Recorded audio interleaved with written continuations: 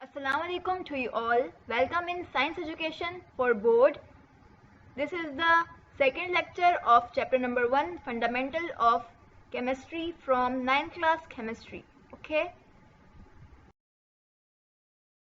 में हम empirical formula and molecular formula को समझेंगे कि वो होते क्या हैं और उनका आपस में क्या रिलेशन है. ठीक है?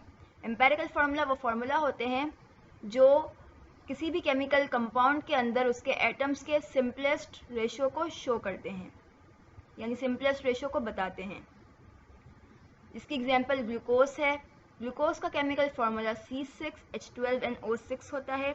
अब इसका एम्पेरिकल फार्मूला निकालने के लिए ग्लूकोज के अंदर जितने भी एलिमेंट्स यानी एटम्स मौजूद हैं उनके अमाउंट लिख लेंगे. कार्बन जो है 6 है, हाइड्रोजन 12 है, ऑक्सीजन 6 है. अब इसका सिंपलेस्ट रेशियो निकालने के लिए हमें कोई ऐसा टेबल सेलेक्ट करना होगा जिसमें ये तीनों अमाउंट्स आते हों. तो वो टेबल 6 का है जो कि ज़्यादा सूटेबल है. 6 1 ज़ा 6, 6 2 ज़ा 12 एंड 6 1 ज़ा 6. सो ग्लूकोज का सिंपलेस्ट रेशियो क्या हुआ? 1:2:1 और empirical formula of glucose is CH2O. अब मॉलिक्यूलर फार्मूला वो फार्मूलाज होते हैं जो एटम के अंदर एटम्स की एक्चुअल नंबर को डिनोट करे किसी भी केमिकल फार्मूला के अंदर, यानी किसी भी केमिकल कंपाउंड के अंदर जितने भी एटम्स मौजूद हैं उसकी तादाद को बताएं, उसकी अमाउंट बताएं.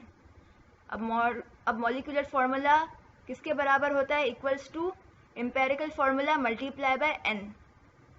ठीक है, यानी हम इस फार्मूले से हमें क्या बात समझ में आ रही है? हम एम्पेरिकल फार्मूला की मदद से मॉलिक्यूलर फार्मूला निकाल सकते हैं अगर हमें एम्पेरिकल फार्मूला किसी भी कंपाउंड का दिया जाए.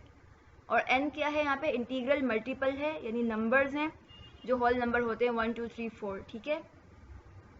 अब n को कैसे फाइंड आउट किया जाए? तो इसके लिए हमें जो भी molecular mass of given compound होगा, हम यहाँ पे ग्लूकोज की एग्जाम्पल ले लेते हैं, उसका पहले तो मॉलिक्यूलर फार्मूला निकालना पड़ेगा C6H12O6 का, जो कि मैंने स्क्रीन पर आपके सामने निकाला हुआ है. वो क्या है? 180 है, जिसको हम किससे डिवाइड कराएंगे? ग्लूकोज के एम्पेरिकल फार्मूला मास से. अब ग्लूकोज का एम्पेरिकल फार्मूला क्या होता है? CH2O. अब इसका एम्पेरिकल फार्मूला मास निकालना है जो कि स्क्रीन पर निकला हुआ है, ये 30 होता है. तो जब हम 180 को 30 से डिवाइड कराते हैं तो आंसर हमारे पास 6 आता है. तो हमारे पास n कितना है? 6 हुआ. ठीक है. तो अब अगेन इस चीज़ को हम किस में पुट कर देंगे? जो मॉलिक्यूलर फार्मूला है, मैथमेटिकल एक्सप्रेशन है मॉलिक्यूलर फार्मूला का निकालने का, स्क्रीन पर उसमें पुट करेंगे. तो हम लिखेंगे एग्जाम्पल में empirical formula of glucose is CH2O. अब इसको मल्टीप्लाई कराएंगे n से. n कितना है हमारे पास? 6 है. n की जगह हम 6 को पुट करेंगे और आपस में जब इनको मल्टीप्लाई कराएंगे तो मॉलिक्यूलर फार्मूला ऑफ ग्लूकोज क्या आएगा? C6H12O6. ठीक है. क्योंकि कार्बन के पास कुछ नहीं तो मतलब 1 है, तो 6 को अगर 1 से मल्टीप्लाई कराया, यानी 1 कार्बन से मल्टीप्लाई कराया, C6H2 मल्टीप्लाई बाय 6 तो H12 हो गया. एंड O के पास भी कुछ नहीं है C की तरह, यानी O के पास यानी एक 1 एटम है, तो O6 ज़ा O6. अब आपने एक इंटरेस्टिंग चीज़ यहाँ पर नोट करी होगी, जिस हम केमिकल फार्मूला से हमने एम्पेरिकल फार्मूला निकाला था, उसी एम्पेरिकल फार्मूला को अब हमने यूज़ करके जब मॉलिक्यूलर फार्मूला निकाला है तो ये वही सेम केमिकल फार्मूला बन गया जिसकी बदौलत हमने पहले एम्पेरिकल फार्मूला को मालूम किया था. तो ये एक कनेक्शन है एम्पेरिकल फार्मूला और मॉलिक्यूलर फार्मूला के दरमियान कि हम एम्पेरिकल फार्मूला की मदद से किसी भी कंपाउंड का मॉलिक्यूलर फार्मूला निकाल सकते हैं, और अगर हमारे पास उसका मॉलिक्यूलर फार्मूला मौजूद हो तो एम्पेरिकल फार्मूला भी निकाल सकते हैं. ठीक है. I hope you got it now. Mole क्या होते हैं? किसी भी सब्सटेंस का एटॉमिक मास, उसका मॉलिक्यूलर मास और फार्मूला मास जो है मोल कहलाता है. ठीक है. Avogadro's number. अब एवोगैड्रोस नंबर ऐसे नंबर होते हैं जिसमें नंबर ऑफ एटम्स, मॉलिक्यूल और आयंस जो है 1 मोल में पाए जाते हैं, जिसकी जो है अमाउंट 6.02 एक्सपोनेंट 23 होती है. ठीक है. अब इस अमाउंट को हम एवोगैड्रो नंबर कहते हैं, ये फिक्स्ड अमाउंट होती है, इसे शो Na से करते हैं। अच्छा, एक और ख़ास बात बताती चलूँ, इस एवोगैड्रो नंबर को एक अमीडियो एवोगैड्रो नामी साइंटिस्ट ने डिस्कवर किया था या इन्वेंट किया था, ठीक है, हमें बताया था, इंट्रोड्यूस करवाया था। ग्राम एटॉमिक मास, अच्छा, ये वो एटॉमिक मासेस होते हैं एलिमेंट के जो ग्राम में शो किए जाते हैं, ग्राम से बताए जाते हैं, एक्सप्रेस किए जाते हैं। For example 1 gram of oxygen कितना होगा, जो ऑक्सीजन का मॉलिक्यूलर मास है 16 ग्राम, और ये किसके बराबर होगा, 1 मोल ऑफ ऑक्सीजन एटम के बराबर होगा। देन नेक्स्ट डेफिनेशन है ग्राम मॉलिक्यूलर मास, ये मॉलिक्यूलर मास ऑफ एलिमेंट को एक्सप्रेस करता है जो ग्राम में पाए जाते हैं। इसके एग्जाम्पल में हम एक कंपाउंड ले लेते हैं, 1 ग्राम ऑफ वाटर H2O का कंप्लीट मॉलिक्यूलर मास कितना होगा, 18 होगा, 18 gram equals to 1 mole of water. इसी तरह हम फॉर्मूला मास लेते हैं, formula mass of ionic compound expressed in gram is called gram formula mass. अब ये किसके इक्वल होगा, 1 ग्राम ऑफ NaCl का अगेन मॉलिक्यूलर मास क्या होता है 58.5 gram equals to 1 mole of NaCl sodium chloride. आपको पता होगा NaCl तो एब्रीवेशन है, सिंबल है सोडियम क्लोराइड की, और इसका केमिकल नेम क्या है, NaCl का सोडियम क्लोराइड है, ठीक है। अच्छा, एटम का तो हमें समझ में आ गया, सिंगल एलिमेंट के एटम को जो हम कंसर्न करेंगे की बात करेंगे तब हम बोलेंगे ग्राम एटॉमिक मास। अब ग्राम फॉर्मूला मास में और ग्राम मॉलिक्यूलर मास में क्या डिफरेंस है, इनके दरमियान का फ़र्क क्या है, क्योंकि वाटर भी एक कंपाउंड है और NaCl भी एक कंपाउंड है। इसमें एक मेजर फ़र्क है ऑर्गेनिक केमिस्ट्री और इनऑर्गेनिक केमिस्ट्री का,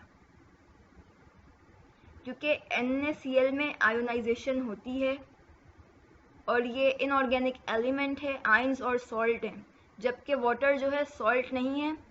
और इसमें हम ऐसे कंपाउंड्स की बात करेंगे जो ज़्यादातर हाइड्रोकार्बन होंगे, लाइक बेंजीन हो गया, ग्लूकोज हो गया, ठीक है, इस तरह के ये।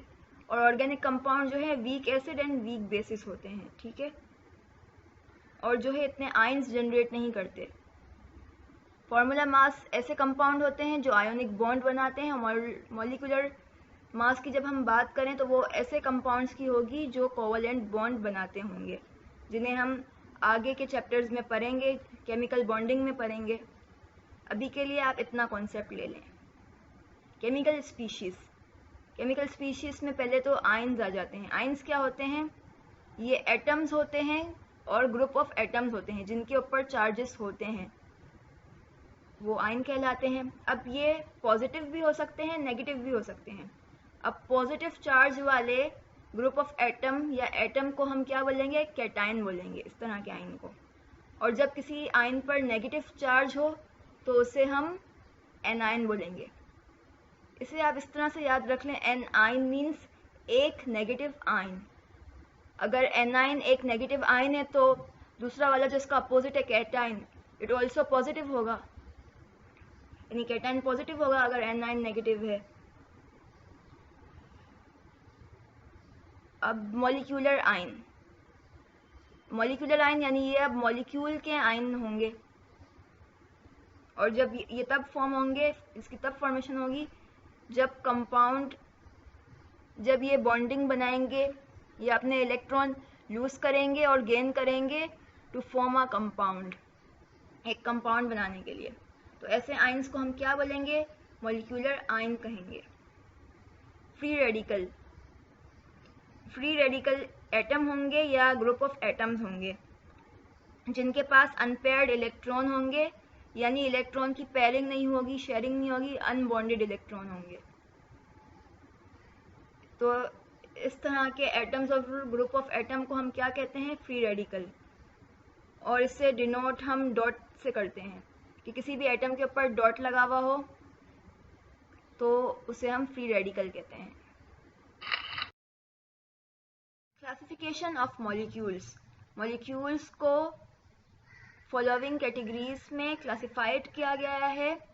First category is monoatomic molecules. Monoatomic molecules वो मॉलिक्यूल्स होते हैं जो सिंगल एटम पर मुश्तमिल होते हैं किसी भी एलिमेंट के। For example carbon, sodium and nitrogen etcetera. Diatomic molecules ये ऐसे एलिमेंट होते हैं जो किसी भी दो एलिमेंट के कॉम्बिनेशन से मिलकर के बने होते हैं।